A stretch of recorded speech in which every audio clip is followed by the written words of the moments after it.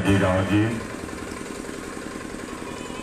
मकसूद साहब, हमारे पुराने साथी भाई इंद्रमोहन सिंह जी, रामचंद्र मिश्र जी, देवराज पांडे जी, प्रमोद मिश्रा जी, छोटे लाल यादव जी, सुरेंद्र सिंह जी, राजकुमार गुप्ता जी, कमला तिवारी जी, बंशीधर शर्मा जी, आरिफ खान साहब, इंद्रमणि दुबे जी, राकेश मिश्रा जी, शालिनी सिंह जी, जिलाध्यक्ष फैजल साहब, राष्ट्रीय सचिव आपके बीच हैं जयशंकर दुबे जी, विद्यापत द्विवेदी जी, राजेश विश्वकर्मा जी, सतीश यादव जी, धनलाल गौतम जी, सतवीर सिंह जी, शिखर द्विवेदी जी, तौलकेदार दुबे जी, धर्मेंद्र निषाद जी, राजेंद्र यादव जी, महमूद अंसारी जी, विकास तिवारी जी, अरुण योगीराज जी। बहुत नाम है। मैं सबसे इजाजत लेके क्योंकि 4 बजे तक समय है तो मैं आप सबको हाथ जोड़कर प्रणाम कर लेता हूँ, सलाम कर लेता हूँ। मेरे ख्याल से इससे आप मुझे क्षमा करेंगे समय को देखते हुए। साथियों,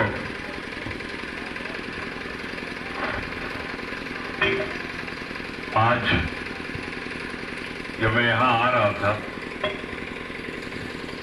तो इलाहाबाद से आया, जैसे ही जौनपुर शुरू हुआ मैं पढ़ रहा था, पढ़ते पढ़ते मेरा चश्मा गिर गया। मोगरा बादशाहपुर के पास सड़क, फूलपुर से मोगरा बादशाहपुर तक। अरे धिक्कार है जो भारतीय जनता पार्टी के यहाँ से सांसद है, विधायक है, कि अगर ऐसा स्वागत होता है तो फिर मैं इतना ही कह सकता हूं कि इन्हें बने रहने का अधिकार नहीं। मैं आपसे कहना चाहता हूं मेरे दोस्तों, थोड़ा आगे बढ़ा तो सतहरिया राजीव गांधी याद आ गए। मैं सुबह बिजली विभाग का मंत्री था। यहां आने के पहले राजीव जी ने प्रधानमंत्री के रूप में एक ही सवाल मुझसे पूछा था कि अगर जौनपुर को हम उद्योग का केंद्र बनाएं तो क्या बिजली मिल जाएगी? क्योंकि देखिए, तब उद्योग का केंद्र था नोएडा, गाजियाबाद। जौनपुर के बारे में कोई सोचता नहीं था। लेकिन मैंने कहा साहब, अनपरा पावर हाउस मेरा बन के तैयार हो गया। जितनी बिजली कहेंगे जौनपुर को हम देंगे, क्योंकि हमारे प्रतापगढ़, जौनपुर, इलाहाबाद के केंद्र में। इस तरह सतहरिया सोचा था कि सबसे ज्यादा पढ़े लिखे आईएएस, पीसीएस, आईपीएस, पीपीएस तमाम पढ़े लिखे नौजवान अगर कहीं से निकलते हैं तो जौनपुर की धरती से निकलते हैं। और इसीलिए मैं उस मंत्रिपरिषद का सदस्य था जब वीर बहादुर सिंह जी ने जौनपुर को पूर्वांचल विश्वविद्यालय दिया था, यूनिवर्सिटी दी थी। सोचा था यहां से लोग पढ़े लिखेंगे और राजीव गांधी के इस उद्योग में लग जाएंगे, लाखों लोगों को जौनपुर में रोजगार मिल जाता, प्रत्यक्ष और परोक्ष। लेकिन ठीक कहा दादा ने, राजीव जी नहीं रहे, कांग्रेस सरकार नहीं रही, तो अब जनता के बीच से आवाज आ रही कि हम भूखों मर रहे हैं। यही असलियत है सपा, बसपा और भाजपा की।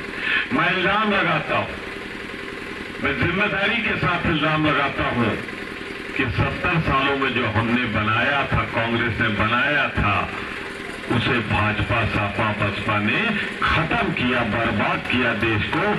इसके अलावा कोई दूसरा काम नहीं किया। मैं 2 उदाहरण दे रहा हूं। मैं इस सड़क से चल के आया। ये सड़क जो आज सहारा बनी हुई है बनारस वालों की, जौनपुर मेरा क्षेत्र चूंकि पड़ता है, तो मैं सोनिया जी से हाथ जोड़कर मैंने कहा था साहब, प्रतापगढ़ की सबसे ज्यादा रिश्तेदारी अगर कहीं होती तो जौनपुर में होती। सही कह रहा हूं कि नहीं कह रहा हूं? बताओ भाई। वही मैं कहना चाह रहा था, रोटी बेटी का संबंध है आपसे।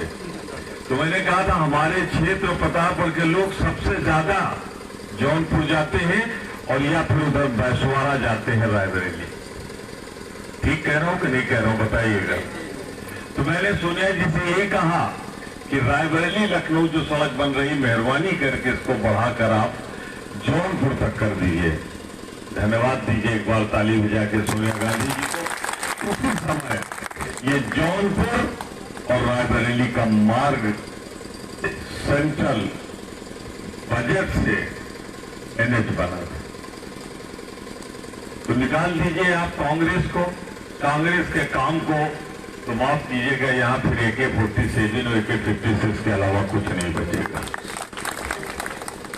हम तो चाहते थे कि हमारा जौनपुर बाहुबली बन जाए, लेकिन यहाँ लोग जो चुने गए वो खुद बाहुबली बन गए, जौनपुर को बाहुबली नहीं बनने दिया।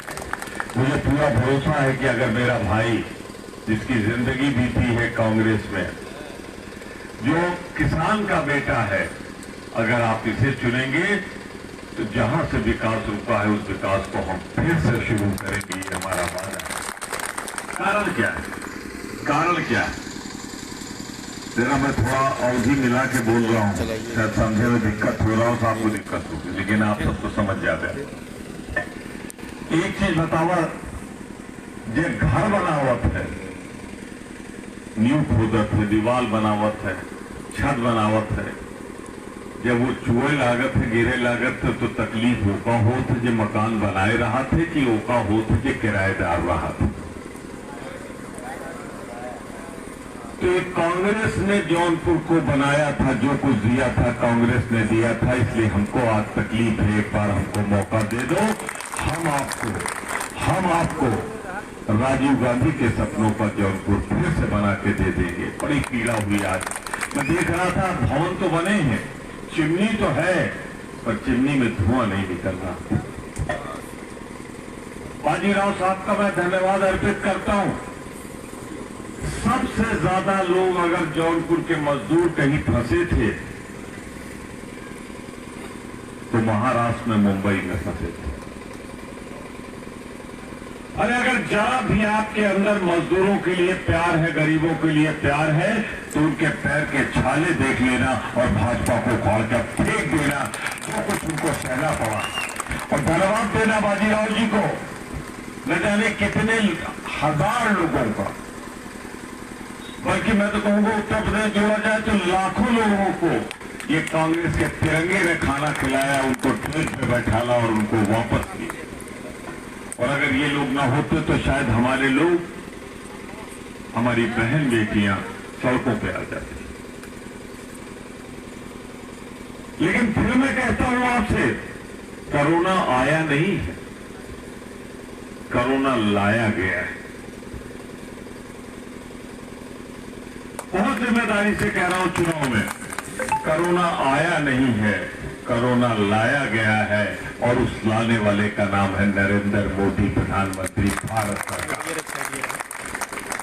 जिम्मेदारी के साथ कह रहा हूं। उसका कारण क्या है? राहुल गांधी ने जनवरी में कहा, निकाल के गूगल देख लो कि चीन में आ गया है कोरोना, तैयार हो जाओ। तो मजाक उड़ाया गया राहुल गांधी। कहां है कोरोना? स्वास्थ्य मंत्री हर्षवर्धन ने कहा, कहां है कोरोना? ऐसे कोरोना आते रहते हैं। कारण क्या था मालूम था आपको? हमारे प्रधानमंत्री को एक शौक है कि अमेरिका का राष्ट्रपति जो खाता है हम खाएंगे, जो पहनता है वो पहनेंगे, और उसी के तरह बोलेंगे, उसी के तरह चलेंगे, उसी के तरह रहेंगे। तो उनको नमस्ते ट्रंप करने की चापलूसी करनी थी, इसलिए अंतर्राष्ट्रीय हवाई जहाज नहीं रोके गए। अरे भाई, कोरोना हवा से उड़ के तो नहीं आ जाता चीन से, हिमालय पर्वत है, बस से तो आ नहीं सकता था, कार से आ नहीं सकता था, बैलगाड़ी साइकिल से आ नहीं सकता था। अगर आ सकता था तो सिर्फ हवाई जहाज से आ सकता था। राहुल गांधी का कहा मान लेते, जनवरी में अगर ये हवाई जहाज रोक देते तो हिंदुस्तान में कोरोना कभी नहीं आता। मैं आपसे कहना चाहता हूं, लेकिन मोदी साहब कैसे फिर लगाते, इनके आका तो ट्रंप साहब, इन्हें भारत की जनता की फिक्र नहीं थी। अरे मुझे एक सवाल का जवाब दे दो, कोरोना कोई ब्लैक मनी थी? कि रात में 8 बजे आप टीवी पे आते हो, कहते हो कि 12 बजे के बाद 21 दिन का कर्फ्यू लग जाएगा, जो जहां है वहीं रहे। अरे क्या कोरोना भाग जाता 12 बजे के बाद? कोई दूसरे के घर में गया था, रिश्तेदारी में गया था, नातेदारी में गया था? अरे मोदी जी, हर आदमी यहाँ इतना अमीर नहीं है।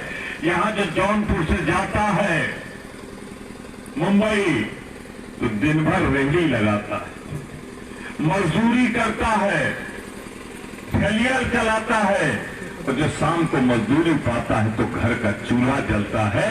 आपने 21 दिन के लिए बंद करके उसको मार डाला। और जब हम पूछते हैं पार्लियामेंट में कितने लोग मरे कोरोना में, इससे ज्यादा गैर जिम्मेदारी भरा बयान नहीं हो सकता। कहते हैं कि हमारे पास संख्या नहीं। अरे गांव में जानवर भी मर जाता है तो उसकी संख्या होती है, पर मोदी की नजर में हिंदुस्तान में इंसान के जान की कीमत जानवर से भी बदतर है, इसलिए संख्या नहीं बता पा रहे। अरे जो मरा होगा हिंदुस्तान की धरती पे मरा होगा, किसी जिले में मरा होगा, किसी तहसील के अंदर मरा होगा, किसी थाने के अंदर मरा होगा, तो वहां तो गिनती होगी। ये बता नहीं सकते कितने लोग हमारे मारे गए। तो आप सवाल पूछोगे मुझसे कि प्रमोद जी, ये तो उपचुनाव है, हम अगर आपको वोट दे देंगे तो सरकार तो नहीं बनेगी। सही बात। आप अगर वोट दे दोगे तो सरकार तो नहीं बदलेगी, और सरकार की नीतियां बदलने के लिए ये सरकार मजबूर हो जाएगी। इसीलिए उपचुनाव होते हैं। संसदीय इतिहास में उपचुनाव इसलिए कराए जाते हैं कि 5 साल तक जिंदा कौमें इंतजार नहीं करती हैं। 5 साल तक जिंदा कौमें इंतजार नहीं करती। अगर तकलीफ है तो फिर इन्हीं उपचुनावों में जनता की जो आवाज जाती है, फिर सरकार मजबूर हो जाती है कि कहीं न कहीं गड़बड़ है, तभी तो हम हारे हैं। फिर वो सोचती है, फिर कोरोना में वो ये नहीं कहेगी फंसे मजदूर से कि तुम जानो तुम्हारा काम जाने, और उस समय वो खड़ी हो जाएगी मजदूर के साथ, जान जाएगी जनता उसके खिलाफ। मेरे यहां बहुत प्रतापगढ़ में तो भाई थान होता है, ये जो आपके यहाँ आती है शारदा साहेब, प्रतापगढ़ से तो क्या आवत। आप विश्वास मानिए, इसलिए चुनाव में वोट दो मंगला गुरु को। कारण क्या है मालूम है? एमएसपी, न्यूनतम समर्थन मूल्य धान का क्या है?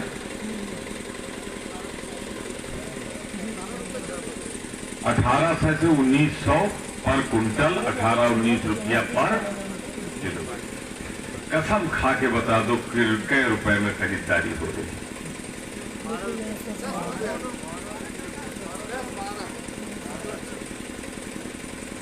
तय कर लिया। अच्छा आप ये बताओ, किसान का खून बहे, पसीना बहे, दिन रात की मेहनत हो, उसके बाद जब वो लेके जाए और सरकार उसको उसके वायदे के हिसाब से अगर न खरीद सके, तो क्या इस सरकार को ये संदेश जाना चाहिए कि नहीं जाना चाहिए कि तुम अगर किसानों को लूट रहे हो, उसमें डाका डाल रहे हो, तो तुमको संदेश मलानी की जनता दे रही है कि तुम अपनी नीतियां बदलो और किसान को वाजिब दाम दो। क्या ये आपको कहना चाहिए कि नहीं कहना चाहिए? नहीं कहोगे तो कल विधानसभा में जब बोलेगी कांग्रेस, लोकसभा में बोलेगी कि आपकी नीतियां सही नहीं हैं, तो जानते हो क्या बोलेंगे ये योगी जी? कि अगर हमारी नीतियां सही नहीं होती तो हम चुनाव कैसे जीते? तो इसलिए अगर इनको बताना है कि तो हमारा 18-19 रुपया वाला धान 11-12 रुपया में खरीद रहे हो, माफ करना मैं तो किसान हूं, उसमें नमी नहीं कटी है जो आप लोग 11-12 रुपया बता रहे हो। नमी के दाम पे कितना कटा जा रहा है वो आप जानते हो अच्छी तरह से। अरे बेचोगे तो तब 18-19 में जब किसान खरीद केंद्र तो खुलेगा। कागज में खुला हुआ है और दलाल खरीद रहे, मजबूर कर रहे किसान को 11-12 रुपया में। इसलिए आपको वोट देना है राकेश जी को, इसलिए वोट देना है जिससे ये संदेश। आपको वोट क्यों देना है? मैंने तो धान का जिक्र किया। आपको वोट इसलिए देना है कि जैसे हमने कहा था करुणा की बात, वैसे किसान अगर आप हो तो अपना घर बचाओ। मैं जो कह रहा हूं जरा इसे ध्यान से सुन लो। अपने खेत को बचाओ। सरकार जो नई कृषि नीति लाई है, इसके बाद जिस जमींदारी को आपके पूर्वजों ने खत्म किया था, कांग्रेस ने खत्म किया था, वही जमींदारी फिर से लौटकर आ जाएगी।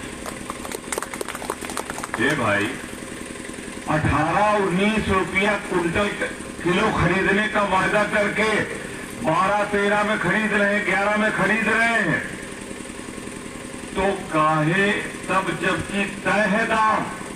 और जो नया कानून आया है, सुन लो, यही तो राहुल गांधी कह रहा है, जो नया कानून आया है उसमें न्यूनतम समर्थन मूल्य की गारंटी। तो जब गारंटी है तब तो किसान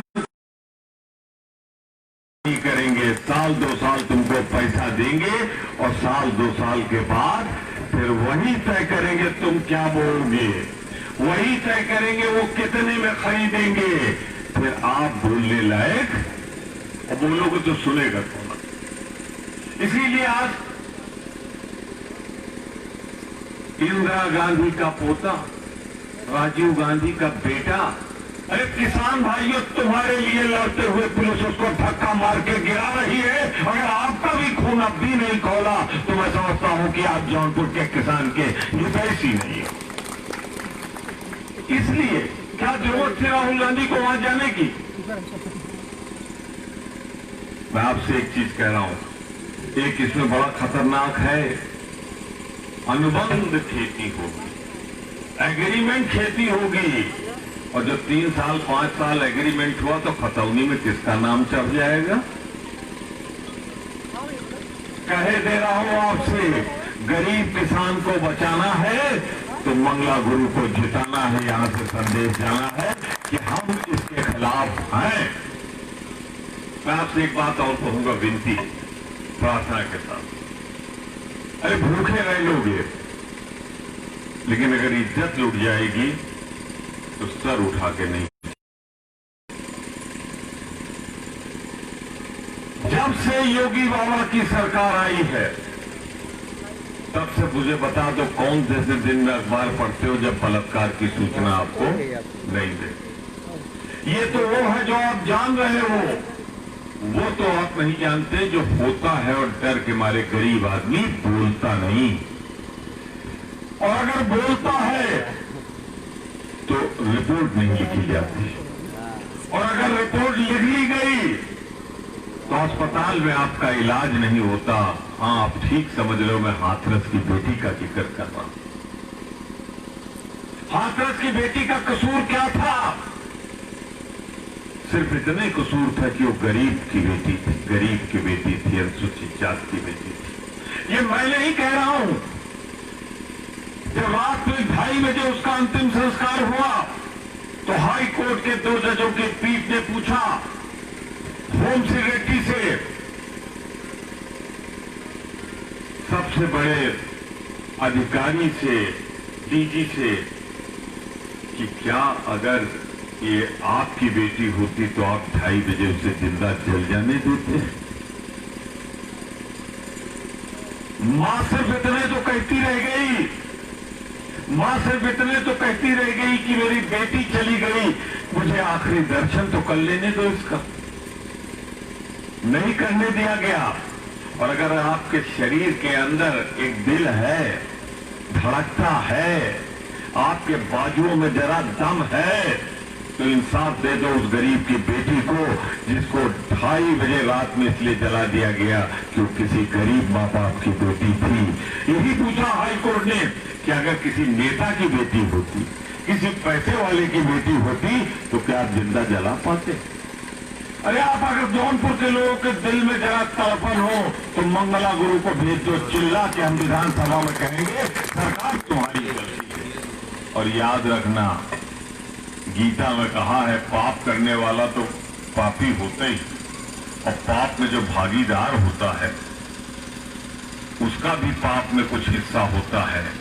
अगर भाजपा ने यह पाप कराया है और आप अब भी नहीं ललकार के बोलेंगे तो जौनपुर में माथे पर कलंक लग जाएगा। बस मैं इतना कहना चाहता हूं, उस बेटी को इंसाफ दे दो। मैं आपसे कहना चाहता हूं, एक बेटी हो तो इंसाफ पाओ। बलरामपुर, गोरखपुर, महाराजगंज, बागपत, बदायूं, बरेली, आगरा, अलीगढ़, हमारा प्रतापगढ़, नवगढ़।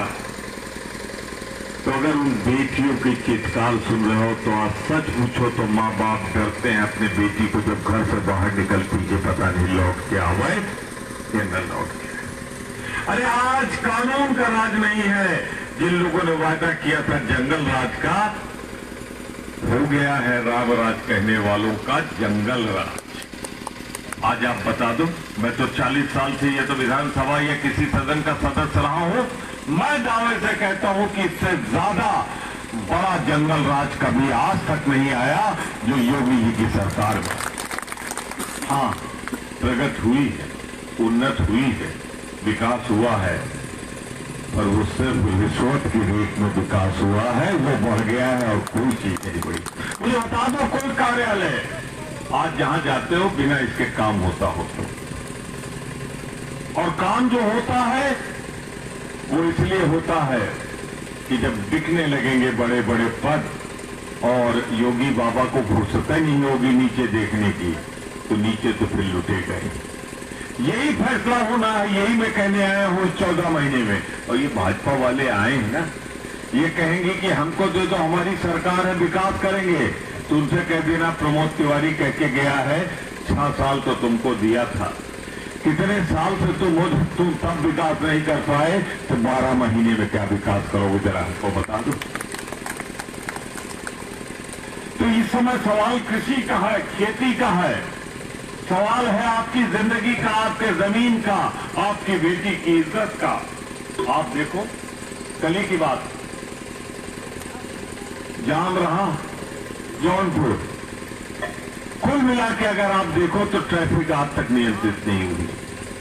मैं बहुत ज्यादा आपका समय नहीं लूंगा, सिर्फ इतना कहना चाहता हूं, चुनाव इसीलिए होता है कि जो गलत हो रहा है उसके खिलाफ बोलो। प्याज का दाम आ गया, लोग कहते थे प्याज जब काटो तो और आंसू निकलता है, सच्चाई तो ये आजकल जब प्याज खरीदने जाओ तब से आंसू निकलना शुरू हो जाता है। मुझे ये रहस्य समझ में नहीं आता। 1 मिनट है ना अभी। रहस्य ये समझ में नहीं आता कि किसान जब बेचता है तो सस्ता बिकता है और किसान जब खरीदता है तो महंगा बिकता है। सुन लो मेरी बात 100% की, भाजपा कभी किसान की पार्टी नहीं देगी। आप कह रहे होगे सापा बसपा पे, अरे बसपा से एक ही सवाल पूछ लो, आज तक तो बाई इलेक्शन नहीं लड़ रहे थे, अब की क्यों लड़ रहे हो? आप बताओ कभी लड़े हो? वो लड़ नहीं रही हैं, लड़ाई जा रही है, वरना आनंद भैया की फाइल खुल जाएगी। इस मजबूरी में बसपा चुनाव लड़ रही, वरना आज तक बसपा कभी चुनाव नहीं लड़ती। वोट बांटो, मंगला गुरु को वोट बांटो। मैं आपसे कहना चाहता हूं, सापा की जहां तक बात है तो एक गुंडा राज खत्म करके दूसरा गुंडा राज लाने की जरूरत नहीं है। अगर आपको चाहिए अमन, चैन, शांति, विकास, किसान को चाहिए उसके जमीन पे हक, उसका मूल्य और हिफाजत के साथ आप रह सके, तो ये मेरा वादा है। आप मंगला गुरु को मुझे दे दीजिए, आपके यहाँ देश की तरक्की, विकास हम आपको देंगे, ये हमारा वादा है। मैं और बहुत सी बातें कहता, लेकिन चूंकि समय नहीं है इसलिए मैं आपसे यही कहूंगा, बड़ा अच्छा हुआ 3 तारीख है तो तीसरा किसी का चुनाव निशान अंदर नहीं जाएगा, आप पे का जाएगा, और जब जाए तो चुनाव निशान याद दिलाने की जरूरत नहीं, अपना हाथ देख लेना और हाथे का पंजा दबा देना, लेकिन हाथ से पंजा दबाना है, हाथ नहीं दबाना है। हाथ से अगर आप पंजा वाला निशान दबा दोगे तो अगर 19 रुपए है किसान को खरीदने का धान, तो फिर 19 रुपए दिलाने की गारंटी मंगला गुरु की होगी, ये मैं आपको विश्वास दिलाता हूं। धन्यवाद, जय हिंद, शुक्रिया। धन्यवाद।